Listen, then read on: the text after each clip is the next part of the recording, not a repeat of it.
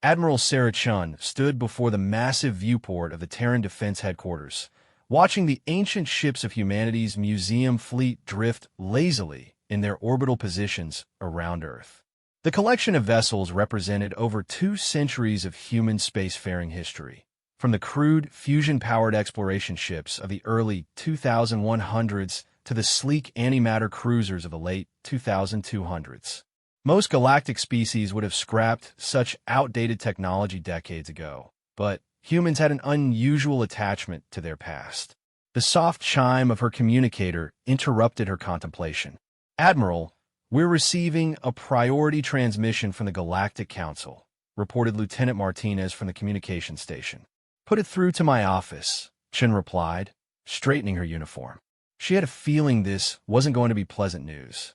Minutes later, she sat across from the holographic projection of Council Speaker Vex High, a tall, insectoid being whose species, the Zephyrians, had dominated galactic politics for the past 50 years. His compound eyes glittered with what Chun had learned to recognize as barely concealed disdain. "Admiral Chun," Vex High began, his translator rendering his chittering speech into crisp English. "The Council has made a decision regarding humanity's continued membership." Chun kept her expression neutral, though her heart rate increased. "I am listening, speakers. Your species has been given one final opportunity to prove your worth to the galactic community. We are aware that your quaint museum fleet contains vessels dating back over 2 centuries. The Council finds this attachment to obsolete technology both amusing and concerning." The Zephyrian leaned forward, his mandibles clicking in what Chen knew was their equivalent of a sneer. "In 30 standard days, the hegemony will conduct a training exercise in the Sol system. Your museum fleet will serve as target practice for our newest warships. This will demonstrate the futility of clinging to outdated technology while providing valuable data for our tactical systems." Chen's jaw tightened. "You want to use our historical vessels as targets? These ships represent scrap metal," Vex High interrupted. "Ancient, worthless scrap metal. The Council sees no value in preserving such relics when they could serve a more practical purpose. Your government has already agreed to the exercise, Admiral. I suggest you begin preparations." The transmission ended abruptly, leaving Chun staring at the empty holographic projector. She leaned back in her chair, running a hand through her graying hair. The politicians had sold out humanity's heritage without even consulting the military. But perhaps there was more to this than met the eye. Chun activated her secure communication system and placed a call to Dr. Elena Vasquez, the chief curator of the museum fleet. The elderly historian's face appeared on screen, her expression troubled. "You've heard about the Council's decision?" Chun asked. "Unfortunately, yes.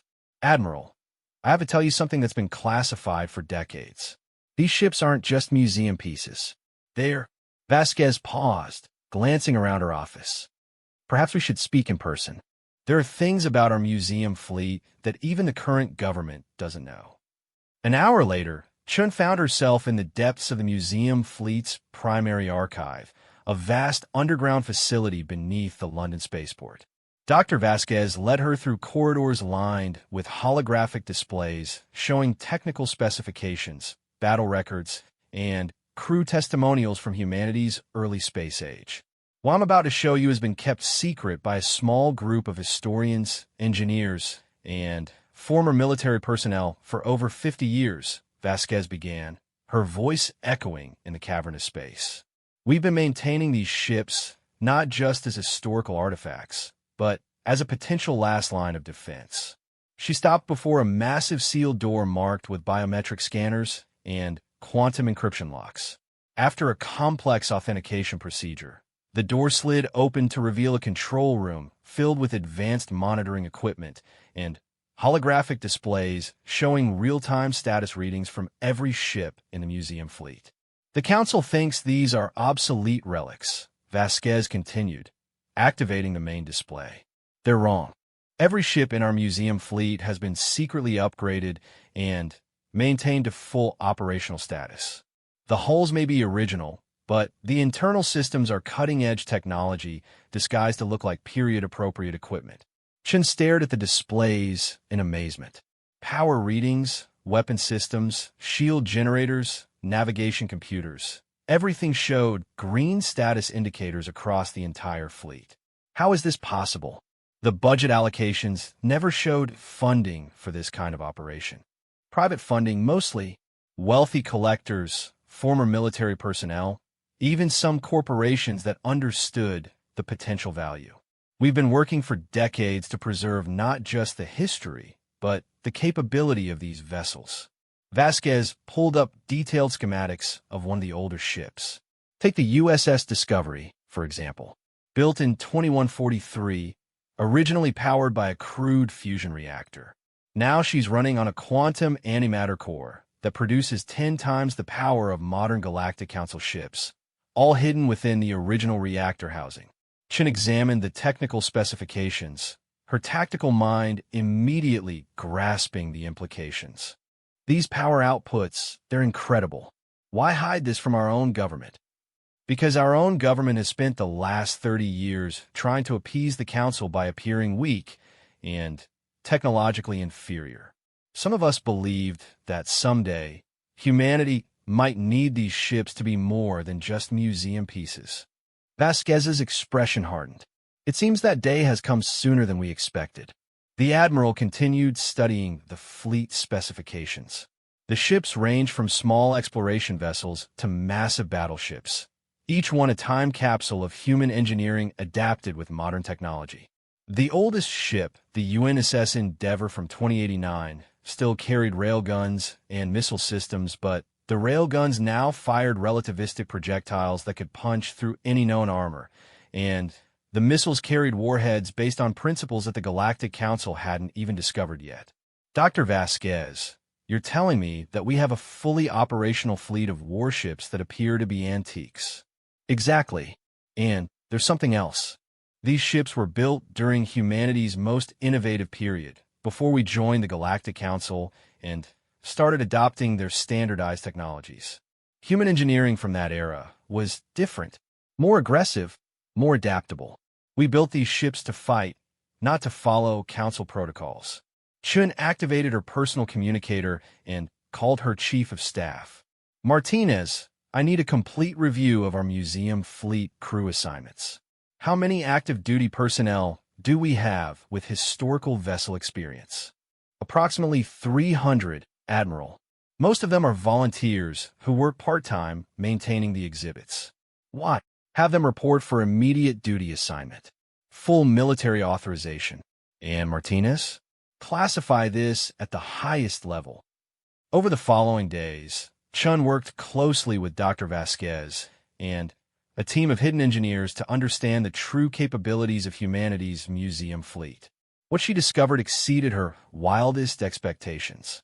The ships weren't just functional. They were superior to anything currently in service with either the Terran Defense Force or the Galactic Council.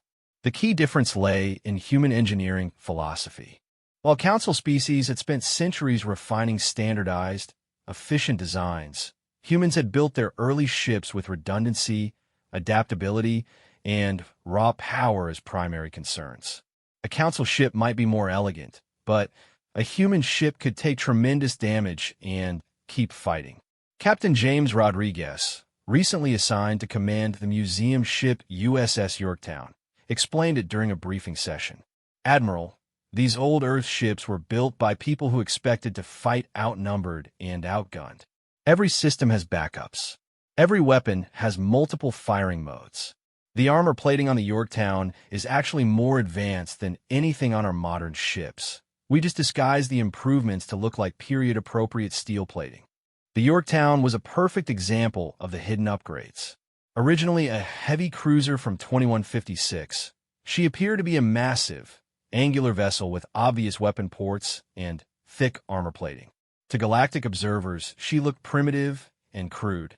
In reality, her armor incorporated quantum-enhanced metallurgy that could absorb and redistribute energy weapons fire.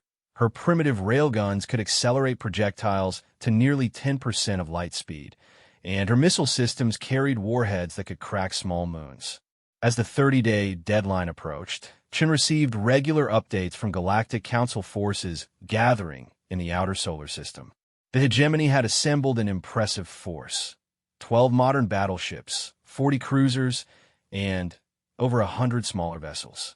Their plan was simple: use the supposedly helpless museum fleet as target practice while demonstrating Council superiority to any humans watching.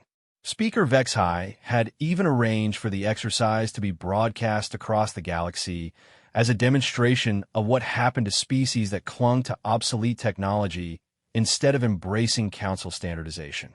The message was clear: conform or be eliminated. What the Council didn't realize was that they were about to attack the most dangerous fleet humanity had ever assembled.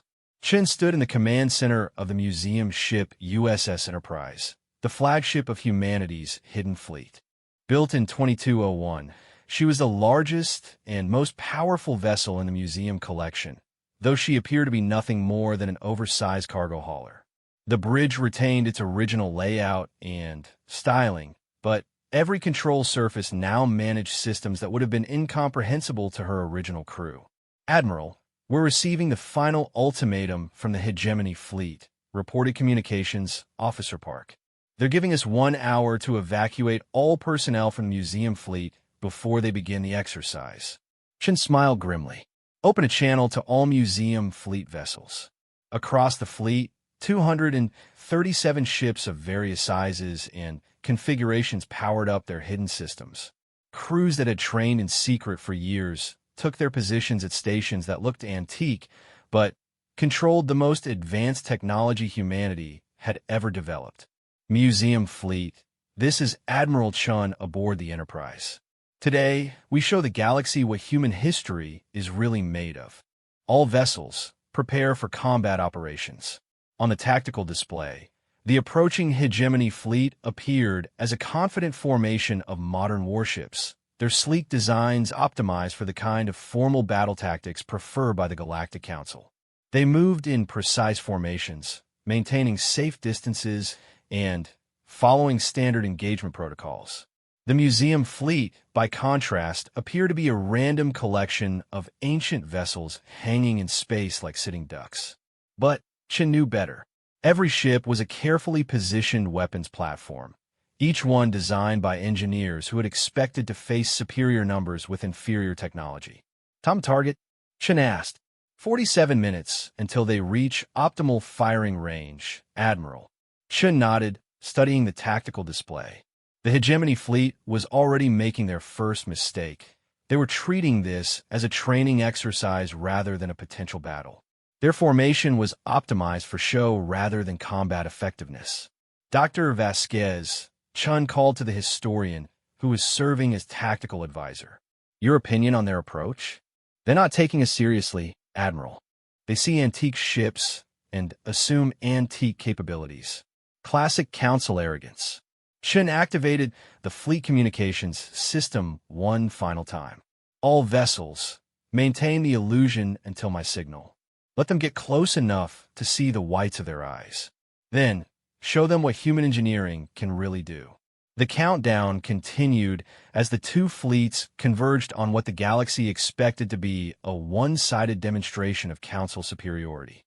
Instead, they were about to witness the awakening of humanity's most dangerous secret, a museum fleet that remembered how to fight. The Hegemony Fleet approached with all the confidence of predators stalking helpless prey. Admiral Keth Moore, commanding the Zephyrian flagship Dominion's Pride, watched his tactical displays with satisfaction. The human museum fleet hung motionless in space ahead, their ancient vessels showing no signs of defensive preparations. This would be easier than he had anticipated. "Begin recording for galactic broadcast," Keth Moore ordered his communications officer. "Let every species see what happens when primitive technology faces the might of the Council." What Keth Moore couldn't see were the subtle preparations taking place aboard each museum ship. Hidden behind decorative hull, plating, and disguised as historical equipment, the most advanced weapons systems ever developed by humanity quietly powered up. Crews moved with practiced efficiency through corridors that looked like they belonged in a history museum, but functioned like the bridge of a cutting-edge warship. Aboard the USS Constellation, Captain Lisa Park reviewed her ship's status one final time. The old heavy cruiser appeared to be nothing more than a floating monument to humanity's crude early attempts at space warfare.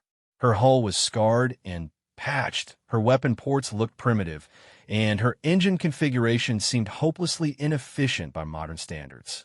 The reality was very different. The Constellation's quantum-enhanced armor could withstand direct hits from Council heavy weapons. Her disguised missile launchers carried warheads that existed at the theoretical edge of galactic technology, and her crew had trained for years in tactics that the Council would consider impossible for such an obsolete vessel. "Captain," reported Tactical Officer Martinez, "the hegemony lead elements are entering our engagement zone. They're maintaining standard Council formation protocols." Park nodded, studying her tactical display. The enemy ships moved in precise geometric patterns, each vessel maintaining optimal firing solutions while staying within mutual support range. It was textbook Council tactics, efficient, predictable, and completely inadequate for fighting humans who didn't follow the rules. "They're treating this like a parade ground exercise," observed Lieutenant Commander Hayes from the navigation station. "Look at those formations. They're optimized for minimal risk, maximum efficiency. No flexibility at all." This was the fundamental difference between human and Council military philosophy. The galactic powers had spent centuries perfecting warfare as a science, reducing combat to mathematical equations and predetermined outcomes. Humans had always treated war as an art, emphasizing adaptation, improvisation, and the willingness to take calculated risks. As the hegemony fleet closed to weapons range, Admiral Chun watched from the Enterprise bridge with growing anticipation. Every museum ship was reporting full readiness, their hidden systems operating at peak efficiency while maintaining the appearance of derelict historical artifacts. "Admiral," called Dr. Vasquez from the tactical station, "I'm picking up their targeting scans. They're not even trying to penetrate our hulls. They're just painting us for long-range bombardment. They really think we're helpless." Chin smiled coldly. The hegemony's overconfidence would be their downfall. Council doctrine emphasized overwhelming firepower applied at maximum range, reducing enemy vessels to debris before they could respond. It worked well against other Council fleets that fought according to the same principles, but humans had never been particularly interested in fighting fair. "Open a channel to the hegemony flagship," Chun ordered. The main screen flickered to life, showing Admiral Kethmore on his command bridge. The Zephyrian's compound eyes reflected the multiple displays surrounding his command position, and his mandibles clicked with what Chun recognized as anticipation. "Admiral Chun," Kethmore began, his translator giving his voice a mechanical precision. "You have 30 minutes to evacuate your crews before we begin target practice. The Council appreciates your cooperation in this demonstration." "Actually, Admiral Kethmore, I have a counter-proposal," Chun replied calmly. "Why don't you take your fleet and return to Council space before you embarrass yourselves?" The Zephyrian's mandibles stopped clicking. After a moment, he tilted his head in what might have been amusement. "Admiral, your bravado is admirable but pointless. You command a collection of ancient vessels that our sensors indicate are barely space-worthy. Our modern fleet could destroy your entire museum collection without taking a single casualty. Your sensors are about to receive some very interesting data," Chun said. She cut the transmission and activated the fleet command channel. "All museum fleet vessels. This is Enterprise Actual. Execute Protocol 7. Across 237 ships, crews that had trained in secret for years finally had their chance to show what human engineering could accomplish. What the hegemony fleet saw on their sensors defied everything they thought they knew about human capabilities. The UNSS Endeavour, humanity's oldest functional starship, suddenly blazed alive with energy signatures that registered as impossible on Council scanning equipment. Her ancient fusion engines were revealed as quantum antimatter cores producing power levels that exceeded most modern battleships.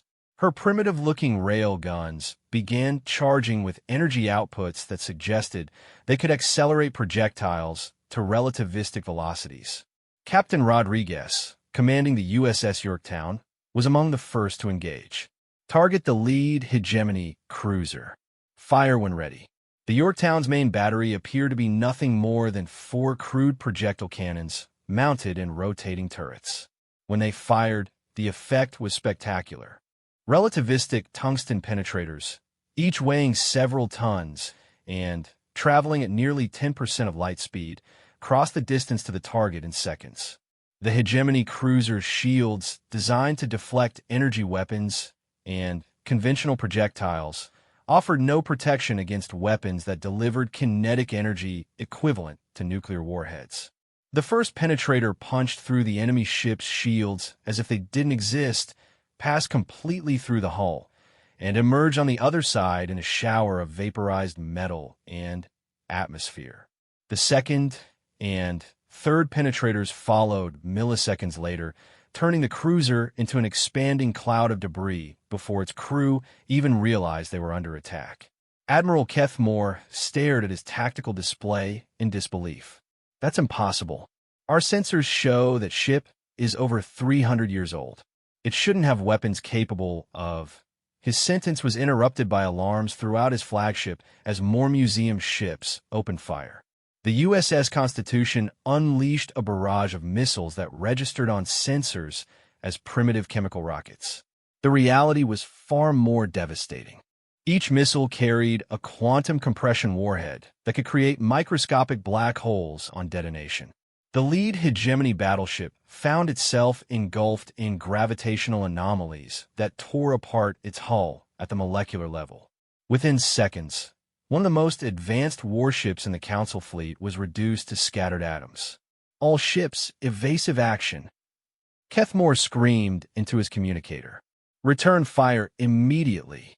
But the hegemony fleet was discovering that their modern weapons were designed to fight other modern ships that followed predictable patterns and used standardized defensive systems. The museum fleet fought like no enemy they had ever encountered.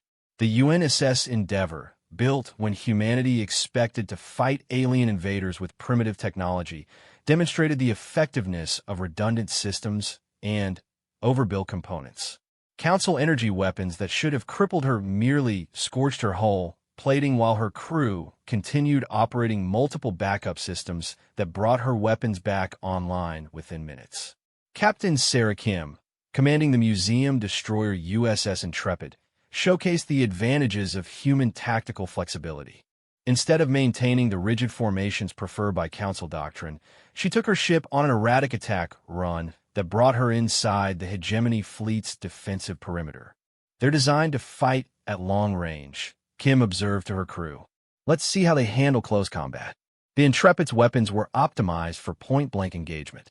Her particle beam arrays, disguised as primitive laser batteries, began systematically dismantling hegemony ships from close range. Each beam cut through enemy hulls like molecular knives, severing power conduits and weapon systems with surgical precision.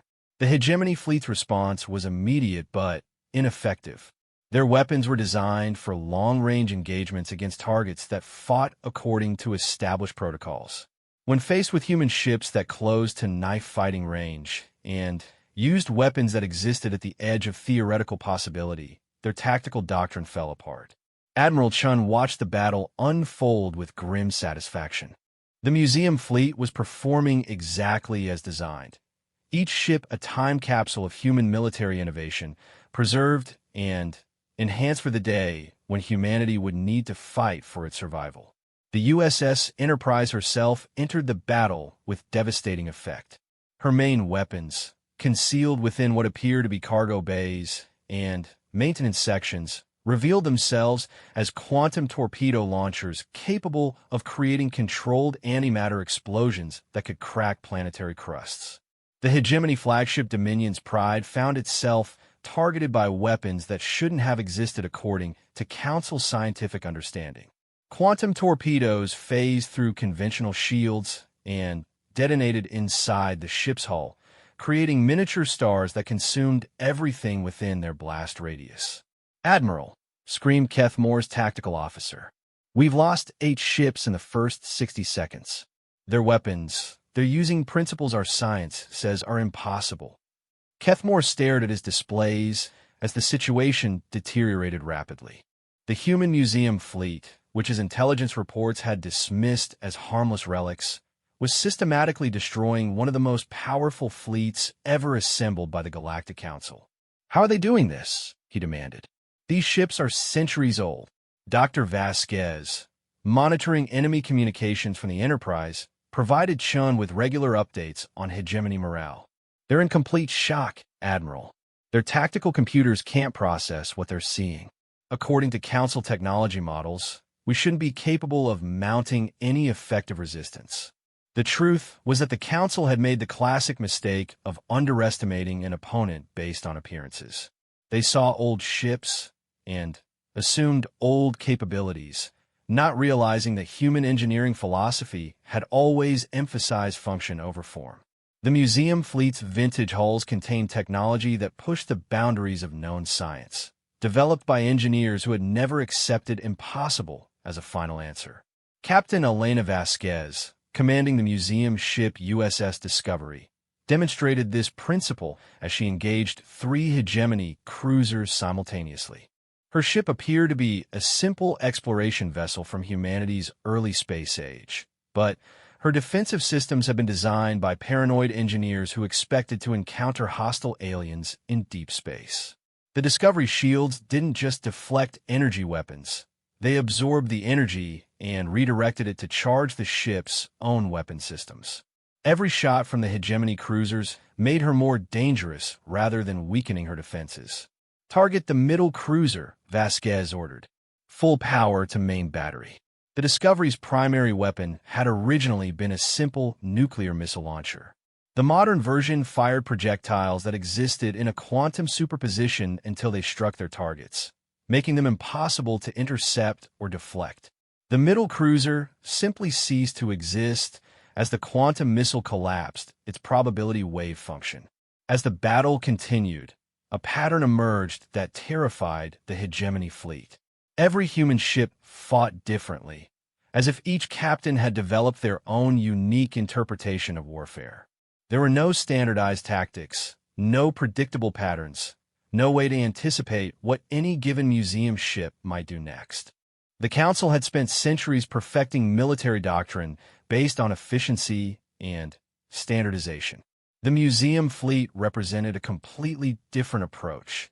Maximum flexibility, redundant capabilities, and weapon systems that violated every assumption about technological limitations. Admiral Keth Moore realized his fleet was facing extinction. In less than 10 minutes of combat, he had lost 23 ships to an enemy that shouldn't have been able to damage a single Council vessel. The recordings that were supposed to demonstrate Council superiority were instead documenting the most humiliating defeat in galactic history.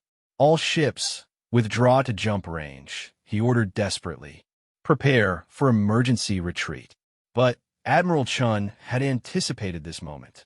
The museum fleet had been positioned not just to defend Earth, but to ensure that no enemy ship escaped to report their true capabilities. "Dr. Vasquez, activate the perimeter net," Chun commanded. Hidden among the museum ships were specialized vessels that had been disguised as support craft and cargo haulers. As the hegemony fleet attempted to retreat, these ships revealed their true purpose. Quantum interdiction fields spread throughout the battle space, making faster-than-light travel impossible for any vessel within the area. The trap was complete. The hegemony fleet found themselves caught in a killing zone with no escape, facing an enemy that had just demonstrated technological superiority that redefined the balance of galactic power. Admiral Keth Moore's final transmission was a desperate plea to the Galactic Council. The humans, they've been hiding their true capabilities. These aren't museum ships. They're the most advanced warships we've ever encountered. Send reinforcements immediately before. The transmission ended as the USS Enterprise's quantum torpedoes found their mark, adding the Dominion's pride to the growing field of debris that had once been the pride of the Galactic Council's fleet. The galaxy was about to learn that humanity's museum fleet was far more than a collection of historical artifacts. It was proof that human innovation had never stopped, never surrendered, and never accepted the limitations that other species considered absolute. The destruction of Admiral Kethmore's fleet sent shockwaves throughout the Galactic Council chambers on Nexus Prime. Emergency sessions were called as species representatives struggled to comprehend how a supposedly primitive human museum fleet had annihilated one of their most powerful battle groups in less than 30 minutes. Speaker Vexhai stood before the assembled delegates, his compound eyes reflecting the tactical recordings that played on massive displays throughout the chamber. The footage showed Council ships being destroyed by weapons that their best scientists claimed were theoretically impossible, wielded by vessels that their intelligence services had dismissed as harmless relics. Honored delegates, Vexhai began, his translator struggling to convey the emotional undertones of Zephyrian distress. We have underestimated the humans catastrophically. What we believe to be obsolete museum pieces are revealed as the most advanced warships encountered in galactic history. Delegate Thorax of the Crystalline Collective raised one of his prismatic appendages. Speaker Vexhai, our analysis of the battle recordings suggests these weapons operate on principles beyond our current scientific understanding. How could a species we've consistently rated as technologically inferior develop such capabilities? The question echoed through the chamber as representatives from dozens of species grappled with the implications. For centuries, the Galactic Council had maintained order through technological superiority. Their fleets were built according to standardized designs that balanced efficiency with reliability. The idea that a single species could develop weapons that rendered their entire military doctrine obsolete was terrifying. Ambassador Theclon of the Hegemony Military Council accessed the Chamber's central database. Our preliminary analysis indicates that human technology diverges from accepted galactic standards at fundamental levels. Their weapons appear to exploit quantum mechanical principles that we have deemed too dangerous or unstable for practical application. While the Council struggled to understand what had happened, Admiral Chun was dealing with more immediate concerns. The destruction of the Hegemony fleet had been broadcast across the galaxy as intended, but the message received was very different from what Speaker Vexhai had planned. Admiral, reported Communications Officer Park, we're receiving thousands of messages from across the galaxy. Most are from species that have been subjugated by the Council. They're asking if humanity is willing to share our technology. Chun studied the flood of incoming transmissions. Representatives from the Kytherian Republic, the Free Colonies of Andromeda, the Stellar Federation. Every group that had chafed under Council rule was suddenly very interested in humanity's hidden capabilities. Dr. Vasquez reviewed intelligence reports from across the galaxy.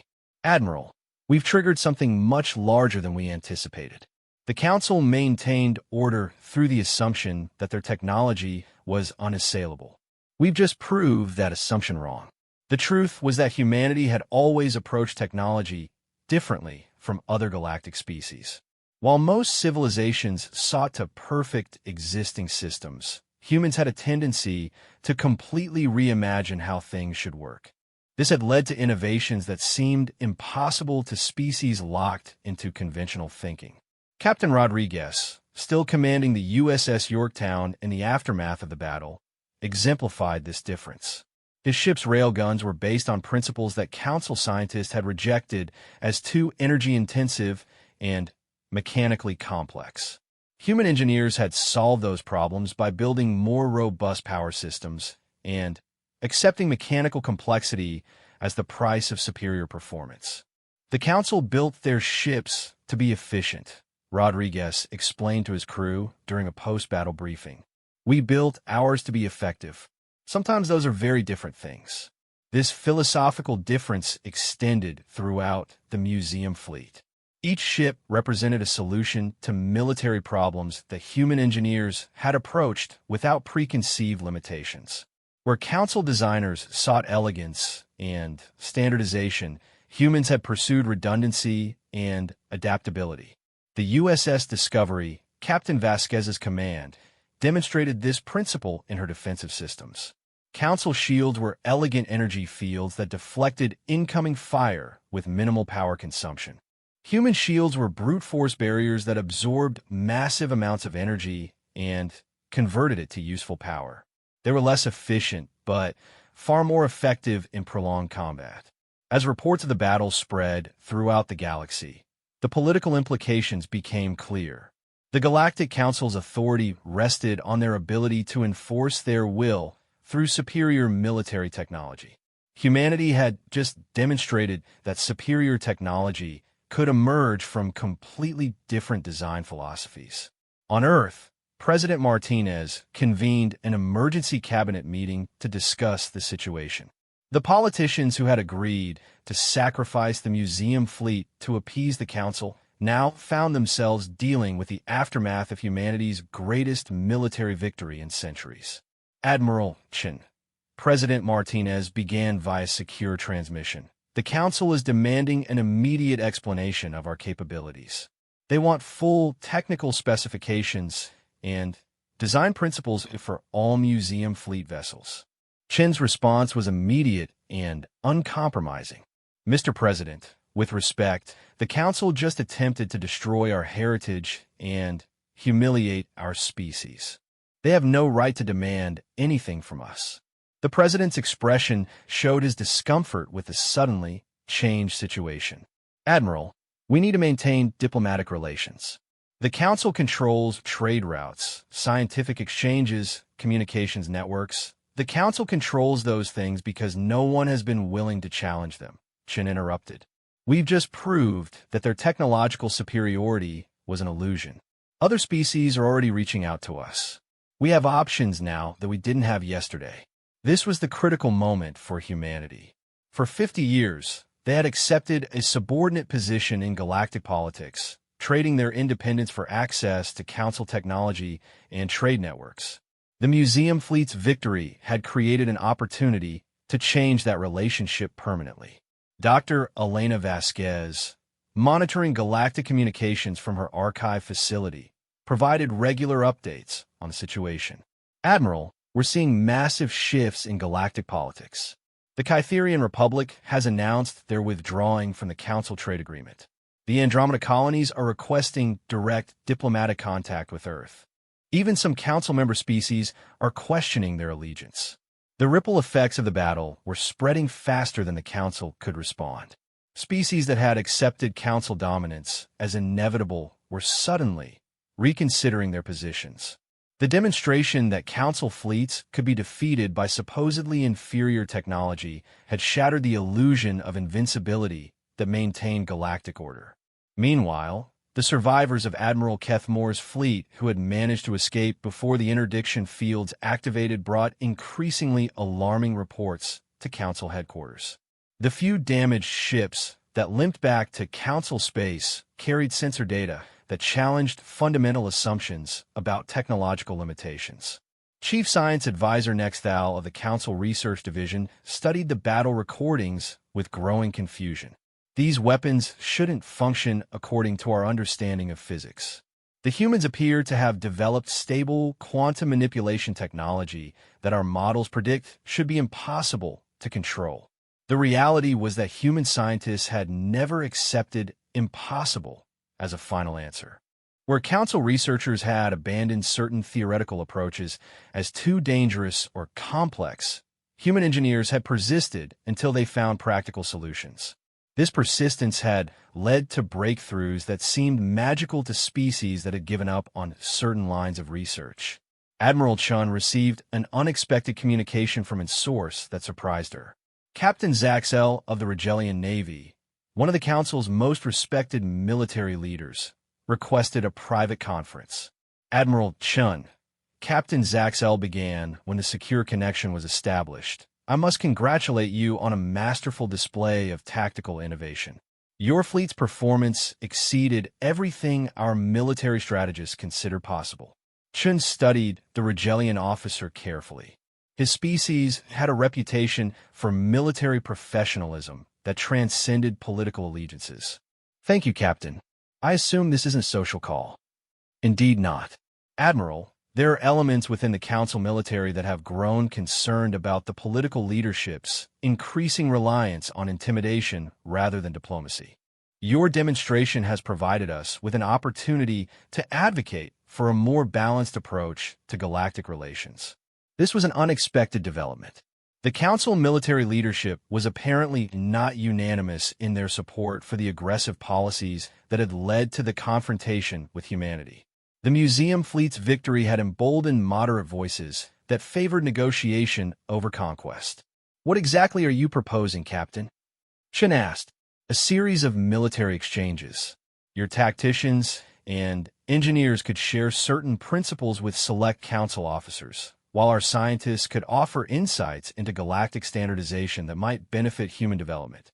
Not technology transfer, but conceptual cooperation. Chen considered the proposal carefully.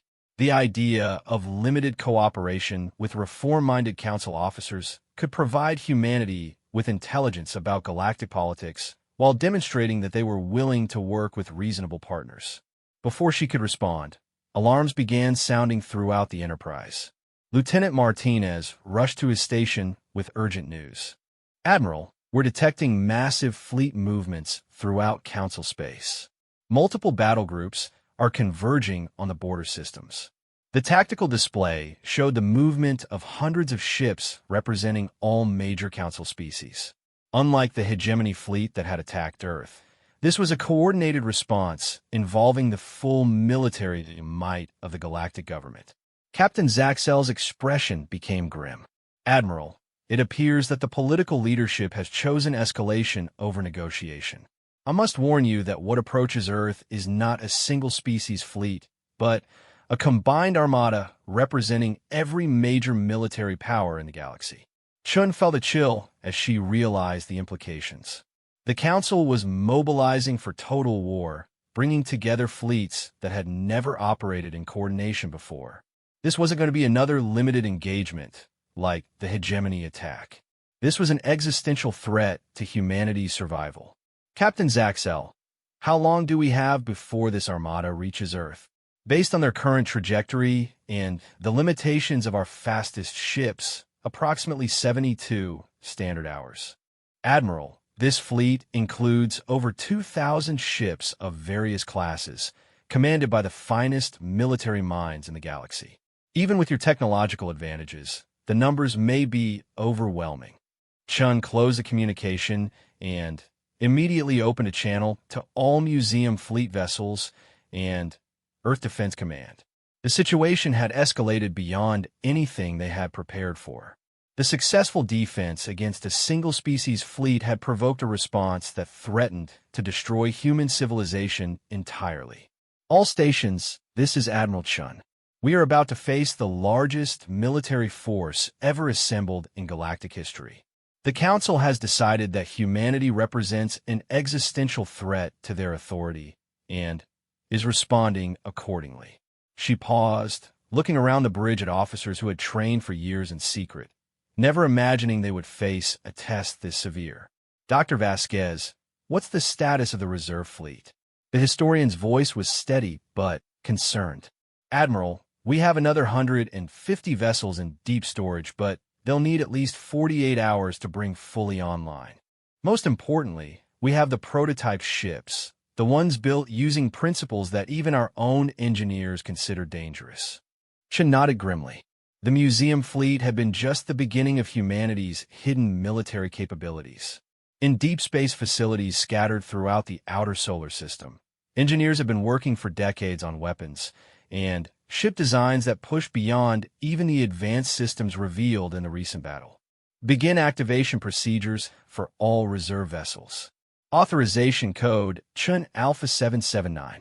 And Dr. Vasquez? Chen's expression hardened with resolve. Activate the Prometheus project. If the Council wants to see what human engineering can really accomplish, let's show them. The Prometheus project represented humanity's ultimate military secret.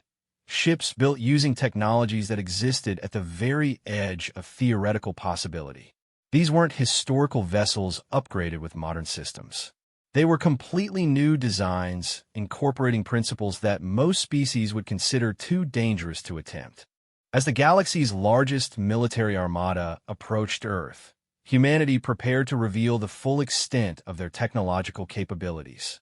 The museum fleet had been impressive, but it was about to be revealed as merely the opening act in a demonstration of human innovation that would reshape galactic civilization forever. The Council had wanted to eliminate humanity as a threat to their authority.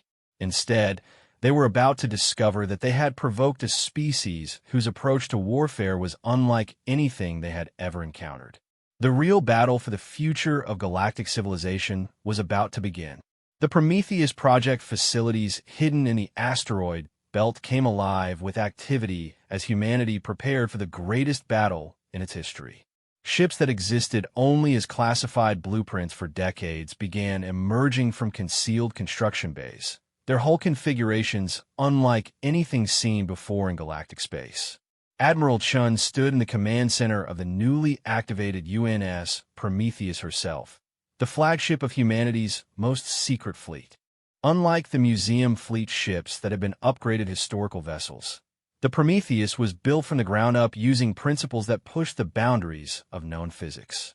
Admiral, reported Chief Engineer Dr. Marcus Webb, all Prometheus-class vessels are showing green across the board. The quantum fold engines are stable, and the reality anchors are maintaining normal space-time within the fleet perimeter. The terminology alone would have confused Council scientists.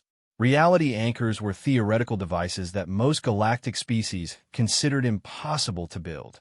They created fields of normal space-time that prevented enemy weapons from using exotic physics against the ships they protected. Quantum fold engines allowed instantaneous movement across vast distances without relying on conventional faster-than-light travel. Captain Sarah Kim, transferred from the museum ship USS Intrepid to command the new vessel UNS Defiance, marveled at the capabilities of her new ship. Where the museum fleet had hidden advanced technology within historical hulls, the Prometheus-class ships made no attempt to disguise their capabilities. "These ships are beautiful," Kim observed to her crew as they reviewed tactical specifications. "Look at these weapon systems. Temporal displacement cannons, quantum entanglement mines, gravitational wave projectors. We're not just fighting with superior technology, we're fighting with weaponized physics." The approaching Council Armada represented the largest military force ever assembled in galactic history.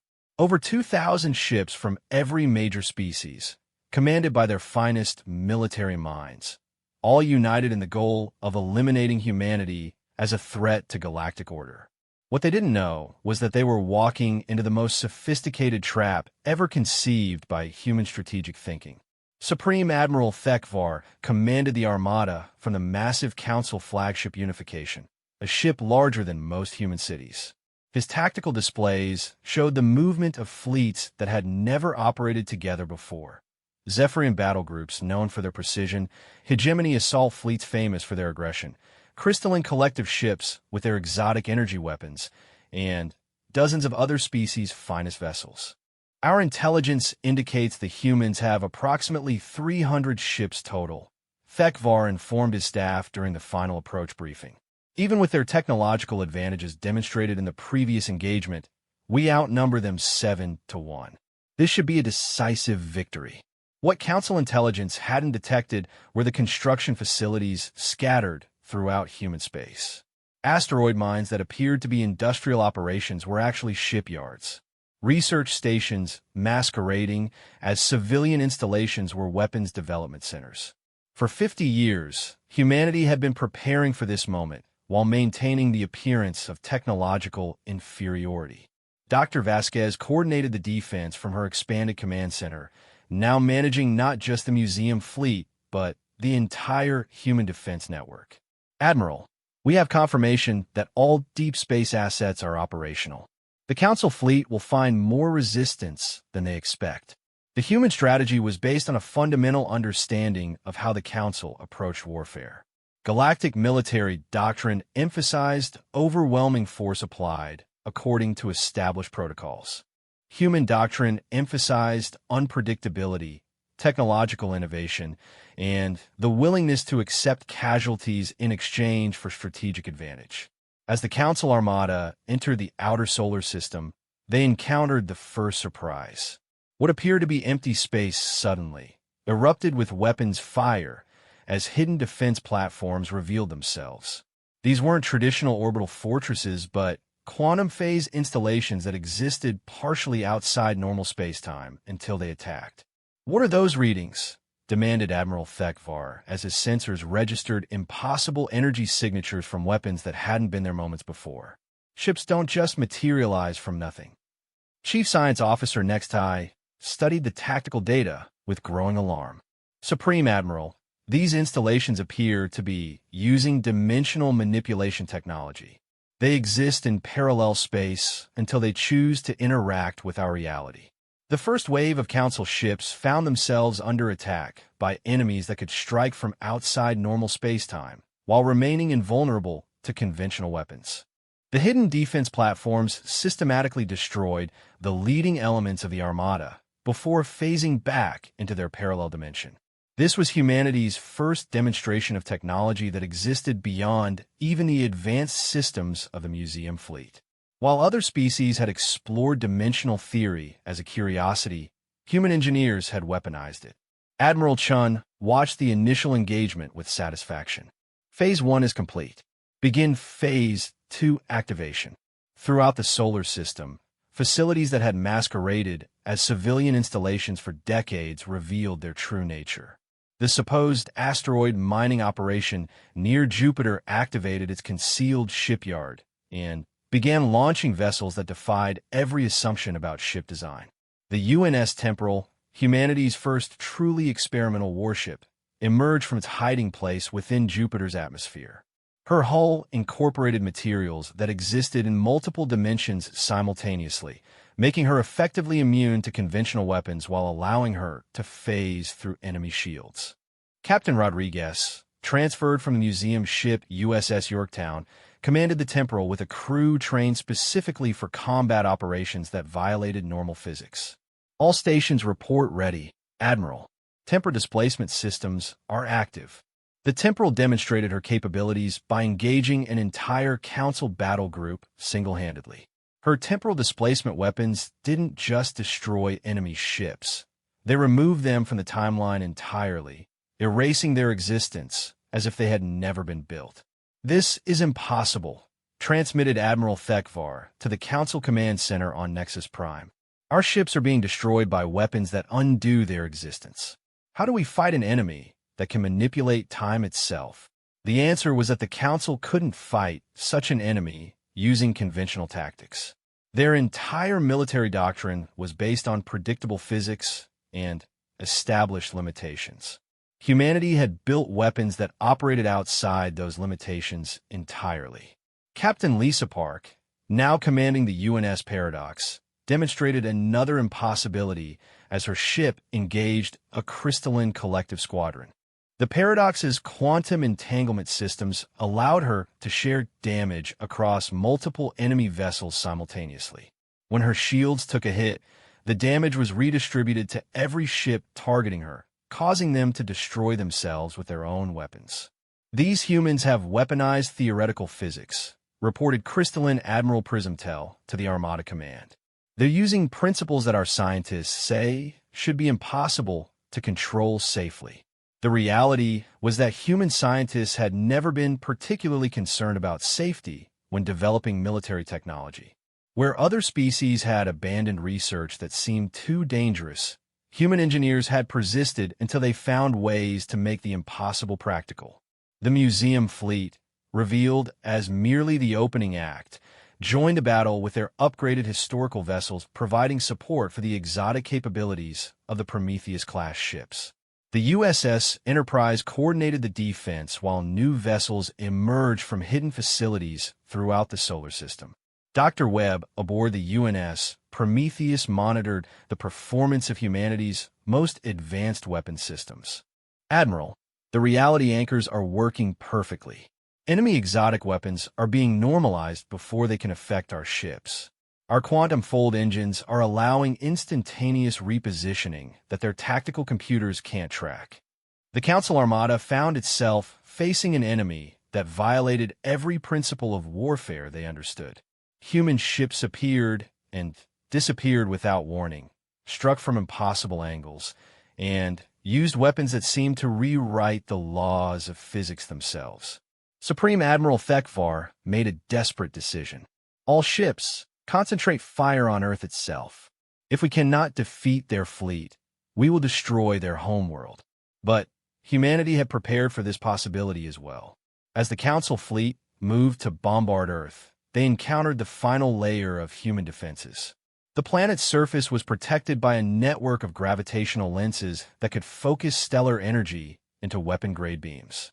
The UNS Prometheus herself moved to intercept the bombardment fleet, her reality anchors creating a zone of normal space-time around Earth that prevented exotic weapon attacks. Her own weapons, based on principles that existed at the very edge of theoretical possibility, began systematically dismantling the largest ships in the Council Armada. Admiral Thekvar transmitted Admiral Chun on an open channel that could be heard throughout the Council fleet. You came here to demonstrate the futility of resisting Council authority. Instead, you've demonstrated the futility of assuming technological superiority based on past performance. The Council's combined armada, the largest military force in galactic history, was being systematically destroyed by a human defense force that fought using principles they hadn't even known were possible. Ships that had dominated galactic space for centuries found themselves helpless against enemies that could manipulate reality itself. As the battle reached its climax, the political implications became clear throughout the galaxy. Species that had accepted Council dominance as inevitable watched as humanity demonstrated that even the most overwhelming force could be defeated through technological innovation and tactical flexibility. The final blow came when the UNS Prometheus engaged the Council flagship unification directly. The massive vessel, symbol of galactic unity under Council rule, found its shields and weapons useless against an enemy that could phase in and out of normal space-time at will. Supreme Admiral reported his tactical officer with despair in his voice. Our weapons cannot affect their ship. It's as if they exist in a different reality. Admiral Thekvar's final transmission was broadcast throughout the galaxy. All Council vessels, retreat immediately. We cannot fight an enemy that has transcended the laws of physics themselves. But retreat was no longer possible. The quantum interdiction fields deployed by the human fleet made faster-than-light travel impossible throughout the solar system. The Council Armada found themselves trapped in a battle they couldn't win against an enemy they couldn't understand. The destruction of the Council's greatest military force sent shockwaves throughout galactic civilization. In the aftermath, species that had been subjugated for centuries declared independence from Council authority. The balance of galactic power shifted permanently as the illusion of Council technological superiority was shattered. Admiral Chun stood on the bridge of the UNS Prometheus, watching the last Council ships surrender rather than face complete annihilation. The galaxy would never be the same. Humanity had revealed not just superior technology, but a completely different approach to innovation that made their future capabilities literally impossible to predict. Dr. Vasquez, Chan said as she reviewed the battle reports, "What's our status on the deep research projects?" The historian smiled with satisfaction. "Admiral, what we've shown today is just the beginning. Human engineering has always been about pushing beyond accepted limitations. We have projects in development that make today's revelations look primitive." The galaxy had discovered that humanity's museum fleet had never been about preserving the past. It was about demonstrating that human innovation never stopped, never accepted defeat, and never acknowledged impossibility as a final answer. The ships that other species had mocked as obsolete relics had been revealed as the most dangerous force in galactic history. In the aftermath of the battle, delegations from across the galaxy requested diplomatic contact with Earth. The species that had once looked down on humanity now sought to understand how a supposedly primitive civilization had developed capabilities that transcended known physics. The Council's authority was broken. Galactic civilization would be rebuilt on new principles, with humanity serving as proof that technological advancement had no predetermined limits. The museum fleet had shown that innovation disguised as tradition could be the most dangerous force in the universe. And, in the depths of human space, engineers continued working on projects that would make today's impossibilities tomorrow's routine technologies. The galaxy had learned to respect human capabilities, but they still had no idea what humanity was truly capable of achieving.